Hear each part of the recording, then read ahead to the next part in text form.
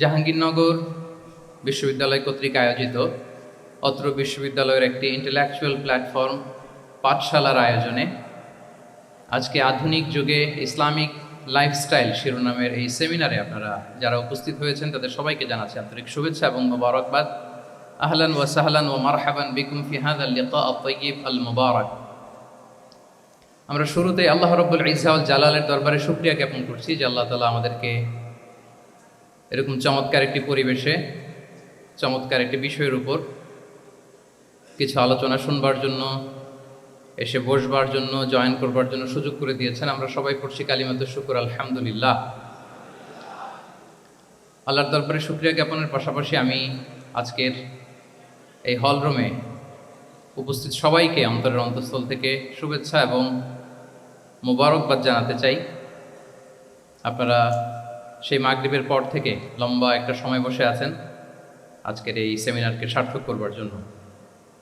আজকের এই প্রোগ্রামে উপস্থিত হবেন কিছু সময়ের মধ্যেই অত্র বিশ্ববিদ্যালয়ের সম্মানিত ভিসি মহোদয়, উপস্থিত আছেন প্রভিসি মহোদয়, বিভিন্ন faculty dean, head of the departments, professors, lecturers, stuffs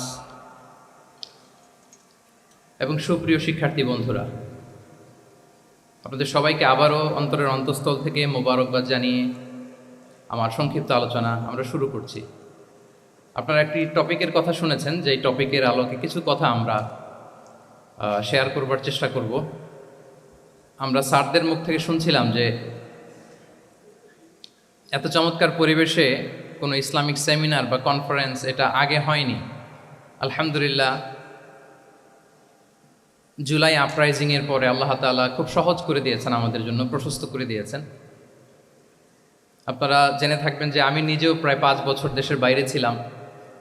মালয়েশিয়াতে থেকে থেকে ভাবতাম যে দেশে কি আমি 29 সালে ঢুকতে পারবো না 41 সালে ঢুকতে পারবো। তো আল্লাহ তাআলার প্ল্যান যে ভিন্ন সেটা তো আমাদের জানা ছিল না। খুত্তাতুল্লাহি আ'যামু মিন খুত্তাতিনা, আমাদের প্ল্যানের চেয়ে আল্লাহর প্ল্যান অনেক বড়। আমরা এতটুকু দেখি, কিন্তু আল্লাহ হয়তো আরো অনেক দূর আমাদের জন্য প্রশস্ত করে রেখেছেন। আলহামদুলিল্লাহ। তো এই 5 আগস্টের গণ অভ্যুত্থান বা বিপ্লব পরবর্তী বাংলাদেশের এই চমৎকার পরিবেশে আমরা যে একত্রিত হতে পেরেছি, সুন্দর সুন্দর কনফারেন্স সেমিনারের মধ্য দিয়ে আমরা আমাদের আইডিয়াগুলো শেয়ার করতে পারছি, এটা আমাদের জন্য অনেক বড় নেয়ামা, আল্লাহর পক্ষ থেকে রাহমা। তো আমরা যেন এটাকে পজিটিভলি কাজে লাগাই এবং এই যে ইসলামের বিউটি, এটা যেন আমরা আমাদের ভাই বোনদের কাছে তুলে ধরতে পারি।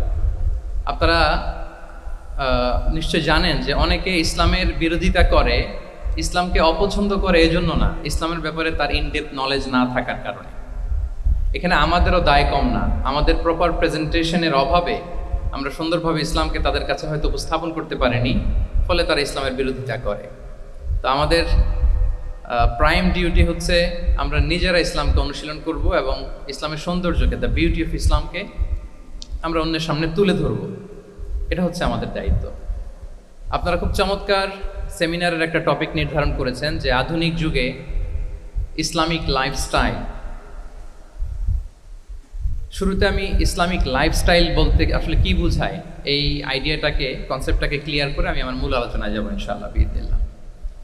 এই ফ্যানটা একটু কমাতে হবে, ফ্যানের বাতাসটা সামান্য একটু কমাই দিলে হবে।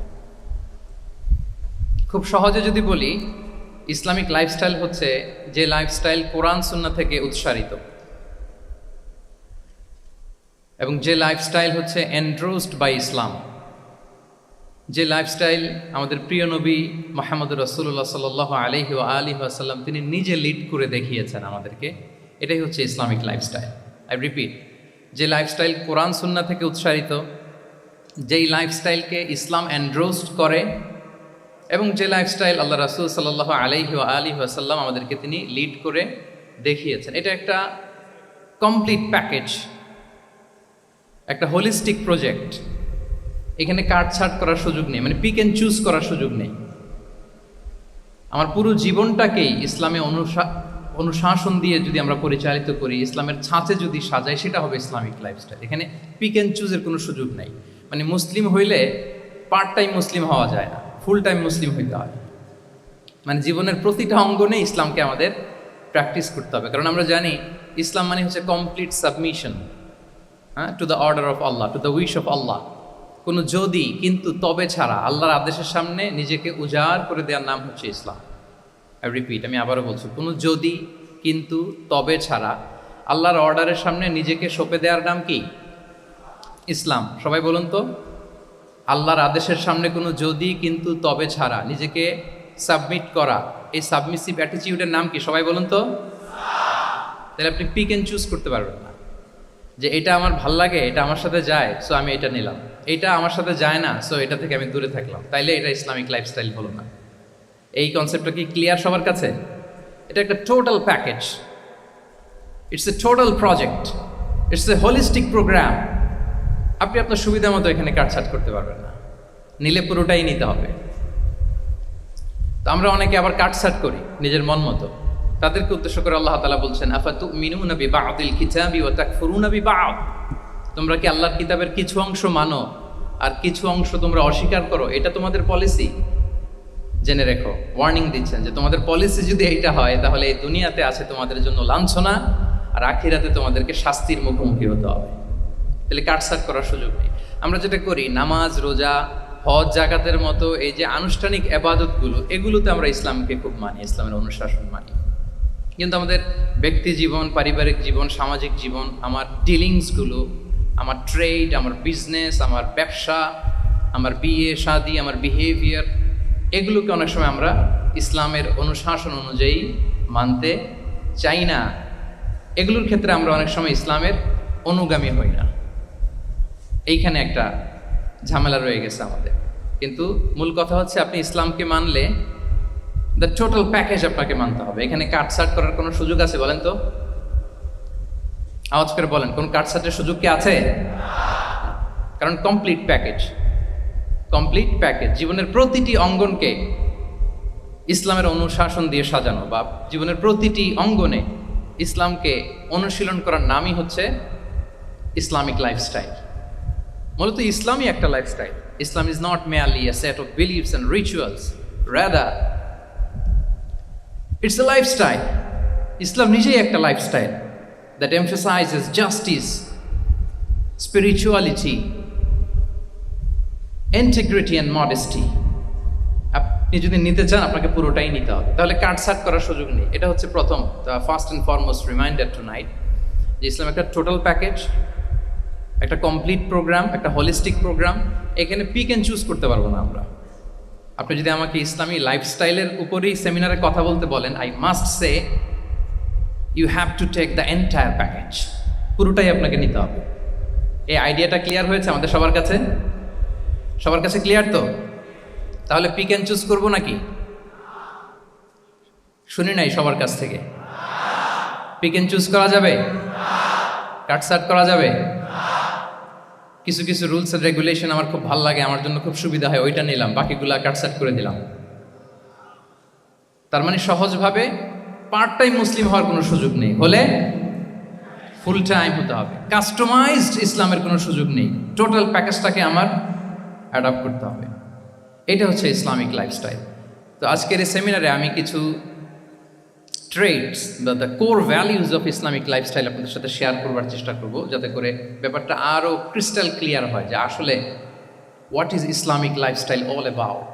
আসলে এটা কি, কিভাবে এটা আমরা অ্যাডাপ্ট করব, কিভাবে এটার সাথে নিজেকে খাপ খাওয়াবো, কিভাবে এটা আমরা প্র্যাকটিস করব। তাহলে প্রাথমিক কথা অলরেডি ডান, যে কাটছাট আমরা করব না, পিক অ্যান্ড চুজ করবো না, টোটাল প্রোগ্রামটাই আমরা নেওয়ার চেষ্টা করব। তো এখন আমরা কিছু কোর ভ্যালিউজের কথা বলবো, যেগুলো দিয়ে ইসলামিক লাইফস্টাইলের মূল ধরনটা আমাদের কাছে ক্লিয়ার হবে। ইসলামিক লাইফস্টাইলের কথা যদি আমাদেরকে বলতে হয়, প্রথম যেই ট্রেড, যে ক্যারেক্টারিস্টিক্স বা ভ্যালিউর কথা আমাকে বলতে হবে, সেটা হচ্ছে দ্য কনসেপ্ট অফ হালাল and haram. If there is no halal and হারাম, there is no Islamic lifestyle, for sure I am telling you. যদি হালাল হারাম না থাকে, এটা যদি আমরা মেনটেন না করি, এটা কোশ্চিনকালেও ইসলামিক লাইফস্টাইল হবে না। আপনাকে হারাম থেকে যোজন যোজন দূরে থাকতে হবে, আর হালাল দিয়ে জীবনটাকে সাজাতে হবে। কারণ যেখানেই হালাল সেখানেই বারাকা। রিপিট, আমি আবারও বলছি, যেখানেই হালাল সেটার মধ্যে কি? হারামে কোনো বারাকা আছে? হারামে আছে অস্থিরতা, সাময়িক উন্মাদনা, এর ভেতরে বারাকা নাই। হালালের ভেতরে আল্লাহ তাআলা বারাকা ঢুকিয়ে দিয়েছেন। আচ্ছা, আপনারা বলুন তো, গরুর গোশত খাওয়া এটা হালাল না হারাম? হালাল। কুকুরের গোশত খাওয়া হালাল না হারাম? আচ্ছা, গরু বছরে বাচ্চা দেয় কয়টা? গাভী? আচ্ছা, একটা। কুকুর দেয় কয়টা? কয়টা? 7টা, 8টা, 10টা? ফ্যামিলি প্ল্যানিং নাই তো? দেদারসে দিচ্ছে। আচ্ছা, গরু হালাল, কুকুর হারাম। গরু বাচ্চা দেয় কয়টা? কুকুর দেদারসে দিচ্ছে। তারপরেও বলেন, আমাদের এই যে বাংলাদেশে আমাদের কুরবানির ঈদে লক্ষ লক্ষ গরু জবাই হয়, বিয়ের অনুষ্ঠানগুলোতে এত গরুর গোশত আমরা খাই, প্রতিদিনের চাহিদা মেটানোর জন্য তো কত গরু কোরবানি করা হয়। এরপরে বলেন, বাংলাদেশে গরু বেশি না কুকুর বেশি? সবাই বলেন, গরু বেশি না কুকুর বেশি? কারণ কি? হালাল। কারণ কি? এই হালালে বরকত ঢুকিয়ে দিয়েছে কে? তাহলে if there is no concept of হালাল অ্যান্ড হারাম, there is no Islamic lifestyle. প্রথম core value of Islamic lifestyle হচ্ছে আপনাকে হালাল দিয়ে আপনার জীবনকে সাজাতে হবে। লা ইয়াদখুলুল জান্নাতা জাসাদুন গুযিয়া বিল হারাম। হারাম খেয়ে বর্ধিষ্ণু যে দেহ, সে দেহ আল্লাহর জান্নাতে প্রবেশ করবে না। মানে whatever you consume, it should be halal. এটা হালাল হইতে হবে। শুধু যেটা আপনি খাচ্ছেন এটাই না, কুলু মিম্মা ফিল আরদি হালালান তাইয়্যিবা, আল্লাহ তাআলা বলেছেন যেটা কনজিউম করবো হালাল হবে, হালাল হতে হবে। তো এটা শুধু এত ন্যারো কনসেপ্ট না, আপনার জীবনের সবটাই হালাল হতে হবে। ইউর ফুড শুড বি হালাল, ইউর ড্রিঙ্ক শুড বি হালাল, ইউর ইনকাম শুড বি হালাল, ইউর ফ্যাশন শুড বি হালাল, ইউর এন্টারটেইনমেন্ট শুড বি হালাল। সব কিছু হালাল হইতে হবে। আমরা অনেকে যে ভুলটা করি, আমরা খাওয়ার ক্ষেত্রে শুধু হালাল খুঁজি, এরকম অনেকে করে, কিন্তু অন্যান্য ক্ষেত্রে হালাল হারামের বাজ বিছান নাই। আমি একটা উদাহরণ প্রায়ই দেই, দেখবেন যে আমাদের বাংলাদেশের সরকারি অফিসগুলোতে তো ঘুষ চলে নাকি? আল্লাহ ঘুষ থেকে এই জাতিকে তুমি হেফাজত করো। আচ্ছা, দেখবেন যে আমাদের বিভিন্ন সরকারি অফিসগুলোর মুসলিম কর্মকর্তারা তারা ওয়াইন খায় না। আমি দেখেছি, থাইল্যান্ডে গিয়েছে, চায়না গিয়েছে অফিসের কাজে, ওখানে হালাল রেস্টুরেন্টগুলো খুঁজে, কারণ মুসলিম, তার হালাল খাইতে হবে। তো সে ওয়াইন খায় না, পর্ক খায় না, কারণ ইসলামে এটা হারাম। আবার অনেক হিন্দু কর্মচারী, সে আবার গরুর গোশত খায় না, কারণ কি তার ধর্মে ওইটা হারাম। কিন্তু এই মুসলিম কর্মচারী, হিন্দু কর্মচারী দুইজনের নির্বিশেষে মাশাআল্লাহ ঘুষ খায়। এরকম হয় না?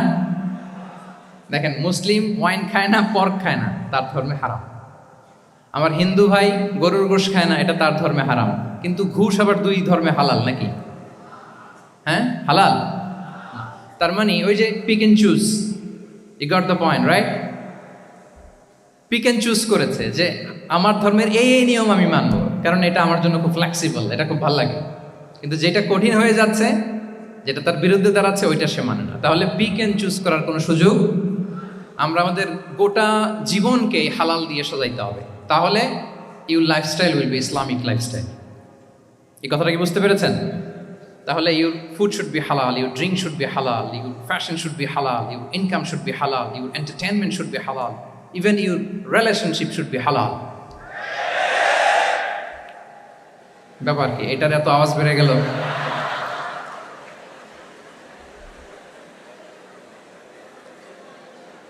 এটা কমন পড়ে গেছে নাকি? আচ্ছা বলেন, হালাল রিলেশনশিপ কোনটা বলেন? এই তো আসল জায়গায় হাত দিছি বোধহয়। আমাদের শিক্ষার্থী বন্ধুদের মধ্যে বিবাহিত আছি আমরা? হ্যাঁ, কারা কারা আছে দেখি তো।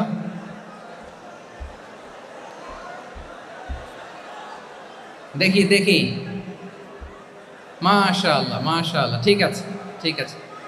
আমাদের বোনরা উপরে আছেন, মাশাআল্লাহ, অনেকে হাত তুলেছেন, আলহামদুলিল্লাহ।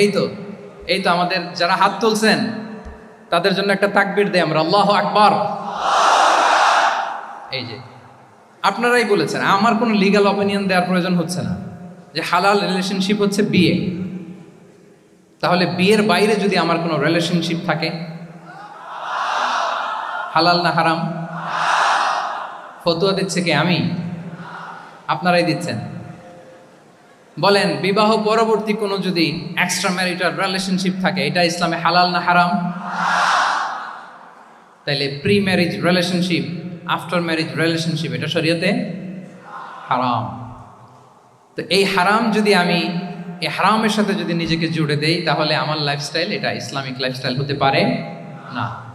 আমরা বিয়ের মতো পবিত্র বন্ধনের মধ্য দিয়ে আমরা আমাদের দাম্পত্য জীবনকে উপভোগ করব। আল্লাহ তৌফিক দান করুক। এই যে অনেকে হাত তুলে ফেলছে মাশাআল্লাহ, তার মানে সেকেন্ড ইয়ারে আছে, ফার্স্ট ইয়ারে আছে, থার্ড ইয়ারে আছে, আলহামদুলিল্লাহ হালাল রিলেশনশিপে তারা গিয়েছে মাশাআল্লাহ।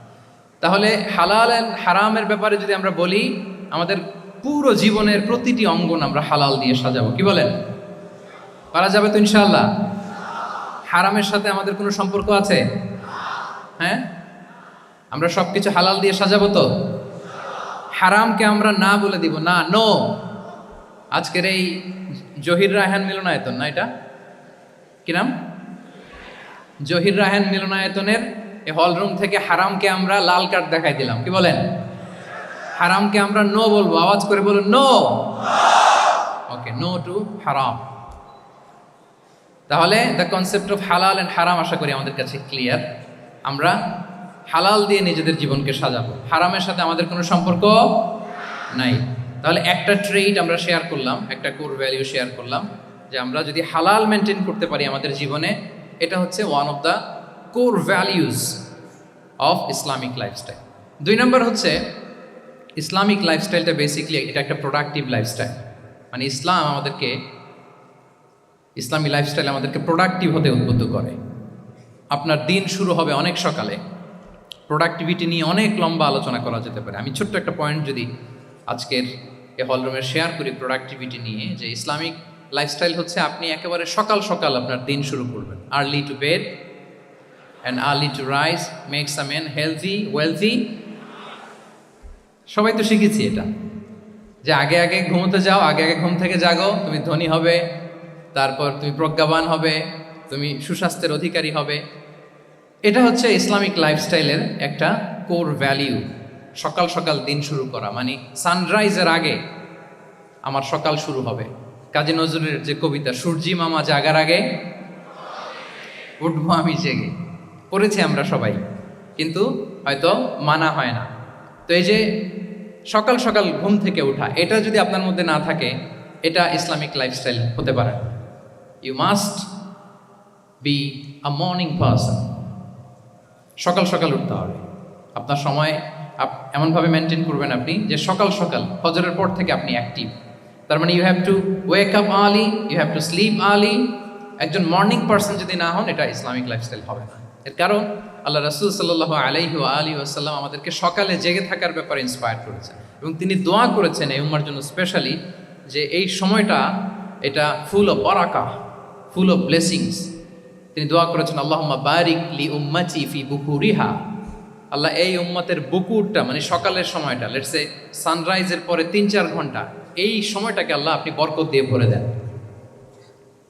এই সময়টাতে ঘুমানো যাবে না, এটা হচ্ছে বরকতের সময়। এবং আল্লাহ রাসূল সাল্লাল্লাহু আলাইহি সাল্লাম যদি কোনো সামরিক অভিযান প্রেরণ করতেন, এই টাইমে প্রেরণ করতেন, এই বুকুরের টাইমে। এবং সাহাবারা তাদের কোনো ট্রেড ক্যারাভান, ব্যবসায়িক কাফেলা যখন সেন্ড করতেন, এই টাইমটাতে সেন্ড করতেন, কারণ এই টাইমটাতে বারাকা। তো এখন নিজের সাথে মিলিয়ে নেন যে এই টাইমটাতে আমরা কি করি। আমি জানি না আপনাদের কি অভ্যাস। আমি এসে তো শুনলাম যে জাহাঙ্গীরনগর বিশ্ববিদ্যালয়ে নাকি যতজন শিক্ষার্থী, মানে ততজনের জন্য এখানে আবাসনের ব্যবস্থা আছে। বাংলাদেশের কোনো ইউনিভার্সিটিতে নাকি এটা নেই। আলহামদুলিল্লাহ, অসাধারণ প্রিভিলেজ, এখানে অনেক সুন্দর সুযোগ। তো এখন বলেন আপনাদের সকালের রুটিন কি, বলেন। ঘুমিয়ে থাকেন না জেগে থাকেন? হ্যাঁ, আচ্ছা, ফজরের পরে আমরা ঘুমাই কারা কারা দেখি? সর্বনাশ। আচ্ছা ঠিক আছে, হাত নামান। আচ্ছা, ফজরের পরে আমরা একটু এক্সারসাইজ করি, পড়াশোনা করতে বসি কারা কারা? মাশাআল্লাহ, আছে কিছু, ঠিক আছে, হাত নামান। এবার 2 বারের 1 বারও যারা হাত তুলেননি তারা হাত তুলেন। আপনারা কি করেন? এইটা হ্যাঁ, ডিভাইস। তো সম্মানিত সুধী মণ্ডলী, আল্লাহুম্মা বারিক লি উম্মতি ফি বুকুরিহা। আপনারা আমাকে এনেছেন ইসলামিক লাইফস্টাইল নিয়ে বলতে, তো আমাকে বলতেই হবে। ফজরের পরে ঘুমানো চলবে। প্রথমে আমরা হারামকে না বলে দিলাম, এবার আমরা না করে দিব কোনটাকে? হ্যাঁ, ফজরের পরে আজকে থেকে কোনো ঘুম চলবে। যদি আপনি চান একটু একটু দূরে সরাইতে হবে, যে ড্রোনগুলো একটু একটু দূরে সরাইতে হবে ফজরের পরে আজকে থেকে। আমি এখানে জবরদস্তি করব না, শুধু আপনাদের সামনে আমি প্রেজেন্ট করছি। যদি সেমিনারের যে টপিক নিয়ে আপনারা শুনতে এসেছেন, এটা যদি আপনি অ্যাডাপ্ট করতে চান, অনুশীলন করতে চান, হ্যাঁ, ফজরের পরে আজকে থেকে কোনো ঘুম চলবে। এই সময়টাতে অনেক বারাকা আছে। তো কি করতে হবে? এটার জন্য আগে আগে ঘুমোতে হবে। কি বলেন? অনেকে ফজরের এই বরকতময় সময়টা তারা ঘুমাতে ঘুমাতে মিস করে। এর কারণ দেরিতে ঘুমোতে যাওয়া। আগে আগে ঘুমানোর অভ্যাস করতে হবে। কিন্তু আগে তো ঘুম আসে না, তাই না? এই যে ডিভাইস আমাদেরকে ঘুমাতে দেয় না, আমাদের শান্তির ঘুম কেড়ে নিছে এই ডিভাইস। এই ডিভাইস অ্যাডিকশন, স্ক্রিন আসক্তি, এই স্ক্রিন আসক্তি আমাদের শান্তির ঘুমকে কি করেছে? কেড়ে নিয়েছে। আল্লাহ তাআলা রাতকে বানিয়েছেন ঘুমের জন্য। ওয়াজআলনাল লাইলা লিবাসা, লিবাস মানে আবরণ। আমি রাতকে বানিয়েছি পোশাকের মতো আবরণ করে, যে আবরণ রাত্রিবেলা নিঝুম নিঝুম নিস্তব্ধ অন্ধকার দিয়ে ছেয়ে দেয়। ফলে মেলাটিন নামে একটা হরমোন নিঃসরিত হয়, আমাদের ঘুম ঘুম ভাব আসে। ঘুমের জন্য আল্লাহ তৈরি করেছেন রাতকে। এরপরে আল্লাহ তাআলা বললেন ওয়াজআলনান নাহারা মাআশা, আর দিনকে বানিয়েছি আমি প্রাণ চঞ্চল করে। দিনে আমরা কাজ করব, তাহলে রাতে আগে আগে ঘুম, আর দিনের বেলা আল্লাহ তাআলা আমাদেরকে কাজ করার জন্য সৃষ্টি করেছেন। কিন্তু এই সাইকেলটাকে আমরা ঘুরাই ফেলছি। রাতে যত দেরি করে আপনি ঘুমাবেন, সকালে ঠিক তত দেরি করে আমাকে উঠতে হয়। ঠিক কিনা বলেন? তাহলে ফজরের পর বকুর পিরিয়ড অফ টাইমটাকে কাজে লাগাতে হলে রাতে আমাদেরকে আগে ঘুমাতে যেতে হবে। রাতে কি করতে হবে? আগে ঘুমোতে যেতে হবে। তাহলে এক নম্বরে কি বললাম? কনসেপ্ট অফ হালাল এন্ড হারাম। 2 নম্বরে বললাম প্রোডাক্টিভিটি। ইসলামিক লাইফস্টাইল হচ্ছে একটা প্রোডাক্টিভ লাইফস্টাইল। এটা মেনটেন করতে হলে প্রোডাক্টিভিটির অনেক কথা। একটা কথা হচ্ছে সকাল সকাল আপনার দিন শুরু করুন। কি পারা যাবে তো ইনশাআল্লাহ? সবাই একসাথে পড়ে ইনশাআল্লাহ। এই যে আমাদের দেরি করে রাতে ঘুম আসে, স্ক্রিন আসক্তি, এই ডিভাইস আমাদের আরামের ঘুম কেড়ে নিছে কেন জানেন? এর কারণ হচ্ছে আল্লাহর দেয়া যে ফিতরাত, এই ফিতরাতকে আমরা উল্টে দিয়েছি। ফিতরাত শব্দটার সাথে আপনাদের পরিচয় আছে? হ্যাঁ, the innate characteristics of a human being. একটা মানুষের যে যে ক্যারেক্টারিস্টিক্স, যে ইননেট স্বভাব দিয়ে আল্লাহ তাআলা তৈরি করেছেন, নেচার, এটাকে আরবিতে বলে ফিতরাত। এই ফিতরাতের বিরুদ্ধে কিছু করা যাবে না। ইসলামিক লাইফস্টাইল হচ্ছে ফিতরা বেসড লাইফস্টাইল। ফিতরাতাল্লাহিল্লাতী ফাতারান নাসা আলাইহা লা তাবদীলা লিখালকিল্লাহ। আল্লাহর প্রকৃতির অনুসরণ করো, যে প্রকৃতি দিয়ে তিনি মানুষকে সৃষ্টি করেছেন। আর আল্লাহর সৃষ্টি কাঠামোর মধ্যে কোনো পরিবর্তন, কোনো বিকৃতি নেই। সুবহানাল্লাহ বিহামদিহি। তা আমরা এই ফিতরাতকে চেঞ্জ করে দেওয়ার কারণে এই ঝামেলা। আমরা সবাই এই ফিতরাতের উপর জন্মেছি। কুল্লু মাউলুদিন ইউলাদু আলাল ফিতরা ফাআবাওয়াহু ইউহাউবিদানি আও ইউনাসসিরানি আও ইউমাজ্জিসানি। প্রতিটি নিউ বর্ন বেবি তারা ফিতরাতের উপর জন্মায়, মানে নবজাতক সন্তান ইসলামের উপর জন্মায়। কিন্তু বাবা মা তাকে হয় ইহুদি বানায়, নাসারা বানায়, বা অগ্নি উপাসক বানায়। তাহলে এই যে ফিতরাত, আল্লাহর দেয়া ফিতরাতকে যখন আমরা চেঞ্জ করেছি, আমাদের জীবন থেকে বারাকা উঠে গিয়েছে। ফিতরাতকে যদি আরো সহজ করে আমি আপনাদেরকে বুঝাই, তাহলে ফিতরাত হচ্ছে যা কিছু স্বাভাবিক, যা কিছু কল্যাণকর, যা কিছু ভালো, তাই ফিতরাত। আই রিপিট, সুপ্রিয় শিক্ষার্থী বন্ধুরা, ফিতরাত হচ্ছে যা কিছু স্বাভাবিক, যা কিছু ভালো, যা কিছু কল্যাণকর, তাই কি? তাই ফিতরাত। এই যে এখন আরবি কোন মাস চলছে বলেন তো? রজব। এই রজব মাসের 26 তারিখ দিবাগত রাত্রে আল্লাহ রাসূল সাল্লাল্লাহু আলাইহি ওয়াসাল্লাম ঊর্ধ্ব জগতের একটা ভিজিটে গিয়েছিলেন। আমরা জানি না সবাই? হ্যাঁ, ইসরা মেরাজের কথা আমরা জানি। সো এই মেরাজ রজনীতে আল্লাহ রাসূল সাল্লাল্লাহু আলাইহি ওয়া আলিহি ওয়াসাল্লাম ফিতরাত মানে what is the essence of ফিতরা, এটা বোঝানোর জন্য এই হাদিসটা আমি শেয়ার করছি। মেরাজে যখন গেলেন, জিবরিল আলাইহিস সালাম ওনাকে 2টা পেয়ালা দিলেন। তিনি বললেন উচিচু বি ইনাআইন, আমাকে 2টি পেয়ালা দেয়া হলো। ফি আহাদিহিমা লাবান ওয়া ফিল আখারি খামর। এক পেয়ালায় ছিল দুধ, আরেক পেয়ালায় ছিল মদ। ফা আখাযতুল লাবান ওয়া শারিবতু। যখন 2টা অপশন দেয়া হলো, 2টা পেয়ালা, আমি দুধের পেয়ালাটা নিলাম এবং সেটা পান করলাম। তখন জিবরিল আলাইহিস সালাম বললেন আসাবতাল ফিতরা, মানে you are guided to the fitrah, আপনি সঠিকটাই নিয়েছেন। যেটা ফিতরা, যেটা নেওয়া উচিত, আপনি ওইটাই নিয়েছেন। তাহলে এখন আরো সহজ হবে। যদি দুইটা পেয়ালা দেয়া হয়, একটা মদের পেয়ালা আর একটা দুধের পেয়ালা, তো আমরা নিব কোনটা বলেন? হ্যাঁ, তাইলেই ফিতরা হবে। তাহলে কি হবে? তাহলে যেটা স্বাভাবিক, যেটা কল্যাণকর, যেটা আমাদের জন্য ভালো, সেটা হচ্ছে ফিতরা। তাহলে মদের পেয়ালা দুধের পেয়ালা কোনটা নিব? সবাই নিব তো নাকি? আমাদের রুচির যে দুর্ভিক্ষ চলতেছে, অনেকে মদের পেয়ালাই নিয়ে নিবে। কি বলেন? আছে না একদল, তারা কি করে? ওইটা চুজ করে ফেলবে। এবার বলেন আমরা কোন পেয়ালা নিব, মদের না দুধের? আমাদের ঐতিহ্য, আমাদের রুচি, আমাদের মূল্যবোধকে ধ্বংসের যত আয়োজন দরকার সব সেট আপ চারদিকে আছে।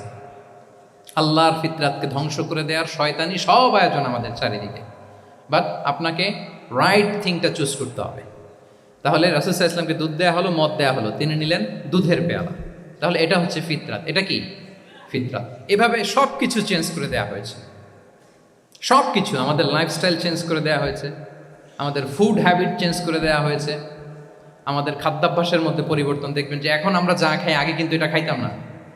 এখন আমরা প্রসেসড ফুড খাই, হ্যাঁ, ফাস্ট ফুড খাই, জেনেটিক্যালি মডিফাইড যে ফুডগুলো আমরা খাই, এরপরে ল্যাব মিট, কত যে ভয়ঙ্কর। আপনারা জেনে থাকবার কথা যে ল্যাবে তৈরি মাংস দেখেছেন নাকি আপনারা? প্রাকৃতিক মাংসের কোনো ছিটে ফোটা নেই, কিন্তু এটা গরুর মাংস হয়ে গেছে, ওইটা মানুষ খাচ্ছে। মানে আমাদের লাইফস্টাইলও করাপ্টেড, আমাদের ফুড হ্যাবিটও করাপ্টেড, আমাদের স্লিপিং সাইকেলটা করাপ্টেড, সব কিছু করাপ্ট করে দেওয়া হচ্ছে। এবং এটার প্রভাব পড়েছে আমাদের শিশুদের মধ্যেও। দেখবেন যে শিশুরা সবজি খেতে চায় না। আমার তো 2 মেয়ে আছে, আমি তো দেখি বাসায়, বা অনেকের কমপ্লেনগুলো আমরা শুনি। আমাদের এখনকার বাচ্চাদেরকে ভেজিটেবলস দিলে খায় না, মাছ দিলে খায় না, অর্গানিক ভালো ভালো খাবার দিলে শাকসবজি খায় না। কি খাবে জানেন? সচেস খায়, সচেস, হটডগ খায়। হ্যাঁ, ওই যে আপনি অর্ডার দিয়ে বার্গার এনে দিবেন, পিৎজা এনে দিবেন, ওইটা খাবে। তারপর ইনস্ট্যান্ট নুডলস খাবে, স্যুপ খাবে, ফ্রোজেন যত মিল আছে এগুলো খাবে, টিনজাত খাবার যেগুলো দীর্ঘদিন সংরক্ষণ করে রাখা হয়। তো বলেন, আজ থেকে 30 বছর আগে আমাদের বড়রা কিংবা আমাদের শিশুরা, আমরা কেউ কি এই খাবার খেয়েছি বলেন তো? আওয়াজ করেন, খেয়েছি কেউ? They changed the entire system. কেন আমরা ইসলামিক লাইফস্টাইল নিয়ে কথা বলছি এখন? কারণ আমাদের পুরো সিস্টেমটাই, আমাদের পুরো ফিতরাতটাই ওরা চেঞ্জ করে দিয়েছে। তারপর ডিভাইস ছাড়া বাচ্চারা খেতে চায় না, কার্টুন দেখে দেখে খাওয়াতে হয় ওদের। কি বলেন? আচ্ছা বলেন তো, আজ থেকে 30 বছর পেছনে, ব্যাক টু দ্য হিস্ট্রিতে যদি আমরা যাই, 70-এর দশকে, 80-র দশকে বাংলাদেশের কোনো একটা গ্রামের কথা, একটা পল্লীর কথা আপনি একটু চিন্তা করেন তো। রাত 8টার দিকে, 9টার দিকে আপনি ওই গ্রামের কাউকে খুঁজে পাবেন? 70-এর দশকে, 80-র দশকে একটা গ্রামের, একটা গ্রামীণ একটা পরিবেশের কথা যদি চিন্তা করেন, রাত 8টায় সবার কি অবস্থা বলেন তো? আপনি তো ঘুম খুঁজে পান না, আপনার তো ইনসমনিয়া।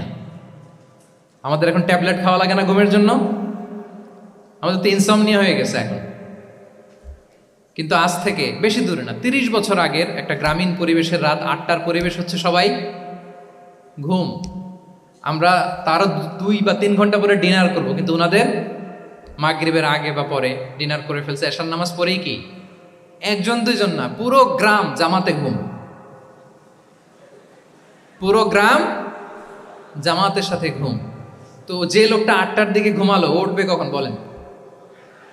রাত 3টার পর ওর ঘুম আসবে? আর হ্যাঁ, ঘুমেরও তো একটা লজ্জা শরমের ব্যাপার আছে। আর কত থাকবে এখানে? কি বলেন? আপনি তো ঘুমাতে যান রাত 2টায়। আর আজ থেকে 30 বছর আগে আমার বাংলাদেশের একটা গ্রামীণ পরিবেশে রাত 8টার দিকে সবাই ঘুম। আমরা এখন যেই টাইমটাতে ঘুমোতে যাই, ওই সময় ওনাদের অর্ধেক ঘুম শেষ। ফজরের নামাজ পড়ে আমাদের বাপ চাচারা কি করতো? হ্যাঁ, একটু ব্যাক টু দ্য হিস্ট্রিতে তাকান না। ফজরের নামাজ পড়ে এক বল পান্তা ভাত খাইতো। আমরা তো এখন এতটুকু খাইলে আমাদের এটা বার্ন করার জন্য দৌড়াইতে হয় 5 কিলো, জিমনেশিয়ামে যাইতে হয়, কত আয়োজন, কত ওয়ার্কআউট করা লাগে। এক বল কাঁচামরিচ দিয়ে, পোড়ামরিচ দিয়ে ভাত খেয়ে চলে যাইতো ফসল খেতে। দুপুরে আবার এক বল, খাইতে বসলেই এক বল। আমরা সারা মাসে খেতে পারি না এক বল। আচ্ছা, কি খেত? খাওয়ার আইটেমটা দেখেন তো, কোনো ফরমালিন আছে? কথা বলেন। কোনো মেডিসিন ছিল না, একেবারে ফ্রেশ, হ্যাঁ, পিওর অর্গানিক। নিজেদের মাঠ থেকে আনা যে ধান, ঢেকি ছাটার ধান দিয়ে ভাত খেত। বাড়ির পুকুরের মাছ, কোনো ফরমালিন নাই। নিজের চাষ করা সবজি খেত, গোয়ালের দুধ খেত।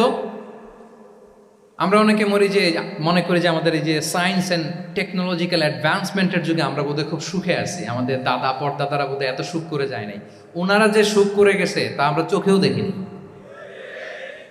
আমার দাদা পরদাদারা যে সুখে লাইফ লিড করেছে তার অর্ধেকও আমরা করতে পারি না। তারাই আসলে শান্তির, সুখের, আনন্দের সময়টা তারা কাটিয়েছে। তাহলে সম্মানিত সুধীমণ্ডলী, পুরো আমি আপনাদেরকে বোঝানোর চেষ্টা করছি যে ইসলামিক লাইফস্টাইল নিয়ে why we should talk about Islamic lifestyle, কারণ পুরো সিস্টেমটাকে তারা কলাপস করেছে, করাপ্ট করেছে। The food habit, the lifestyle, the sleeping style, সব চেঞ্জ করেছে। তো এই জন্য আল্লাহর দেয়া ফিতরাতকে যেন আমরা প্রিজার্ভ করি, আমরা সচেতন হই। এখনই যদি সচেতন না হই, ডিজাস্টার আমাদের জন্য অপেক্ষা করছে। Just wait and see. তাহলে ইসলামিক লাইফস্টাইল হচ্ছে একটা ফিতরা বেসড লাইফস্টাইল। এই ফিতরাকে আমাদেরকে প্রিজার্ভ করতে হবে। তাহলে 3টা পয়েন্ট বলে ফেলছি অলরেডি, যদি আপনাদের মনে থাকে। প্রথমে কি বলেছিলাম? হালাল, হালাল দিয়ে জীবন সাজাবো। 2 নম্বরে প্রোডাক্টিভিটির জন্য কি করব? রাতে দেরি করে ঘুমাবো, তাহলে আগে আগে ঘুমাবো, ফলে আগে আগে ঘুম থেকে জেগে কাজ শুরু করবো। 3 নম্বরে ফিতরা, মানে আল্লাহর দেয়া প্রাকৃতিক যেই নিয়ম, মানে আলোর সাথে সাথে আমার জীবন শুরু, আলো নাই আমিও ঘুমাই পড়বো। কি বলেন? আপনি উন্নত দেশে তো তাই হয়। জাপানে আমি কয়েকবার গিয়েছি, আগে আগে ঘুমায় পড়ে। ইভেন আমেরিকাতে আমি কয়েকবার গিয়েছি, অনেক অনেক শহরে 8টার পরে সুপার শপ বন্ধ, 8টার পরে ঘুমেরা। আমরা হাঁটছি কোন দিকে? আমরা একটু নিজেদেরকে প্রশ্ন করি। তাহলে 3 নাম্বার হচ্ছে ফিতরা বেসড যে লাইফস্টাইল, এটার দিকে আমাদেরকে ফিরে আসতে হবে। 4 নাম্বার হচ্ছে মডেস্টি, শালীনতা। One of the core values of Islamic lifestyle. এই শালীনতা আমরা হারাতে বসেছি। মডেস্টি বললে অনেকে শুধু কাপড় চোপড় নিয়ে চিন্তা করে, যে ছোট কাপড়, বড় কাপড়। Modesty is not about only clothing, but also your behaviour, your dealing, your overall character. শুধু আপনি মডেস্টি, শালীনতা বললে কাপড় চোপড় নিয়ে চিন্তা করবেন না। এটা আপনার মডেস্টি ইন ইউর স্পিচ, আপনার কথার মধ্যেও, শব্দ চয়নে মডেস্টি থাকতে হবে, আপনার বিহেভিয়ারে মডেস্টি থাকতে হবে, আপনার ডিলিংসে মডেস্টি থাকতে হবে। এই শালীনতা আমরা হারাচ্ছি। তার বিপরীতে আমাদের সমাজে অশ্লীলতার প্রসার হচ্ছে, লাজুকতা হারিয়ে যাচ্ছে। লাজুকতা, লজ্জা শরম থাকা, এটা যে কত বড় নেয়ামত। যেই জাতি একবার এটা হারিয়ে ফেলে, আর কোনো কিছু দিয়ে, জোড়াতালি দিয়ে এটা তারা রিভাইভ করতে পারে না। এই যে ওয়েস্ট তো এখন যা যা আমাদেরকে শিখাইছে, যেটাকে আমরা স্ট্যান্ডার্ড মনে করি, আবার তারা ফিরতেছে। এই যে ডিভাইসের কথা বলছি না, আপনি অস্ট্রেলিয়ার খোঁজ খবর নেন, যারা খোঁজ নিয়েছেন তারা জানেন, আন্ডার 16 কোনো বাচ্চা সোশ্যাল মিডিয়া ইউজ করতে পারে না অস্ট্রেলিয়াতে। 1 মাস অ্যাপ্লাই করে, কান্ট্রি ওয়াইড অ্যাপ্লাই করে দেখায় ফেলছে। Facebook, including Facebook, WhatsApp, Twitter, TikTok, 10টা অ্যাপস যেগুলো বাচ্চাদের মধ্যে এডিকশন নিয়ে আসে, এগুলো সব বন্ধ।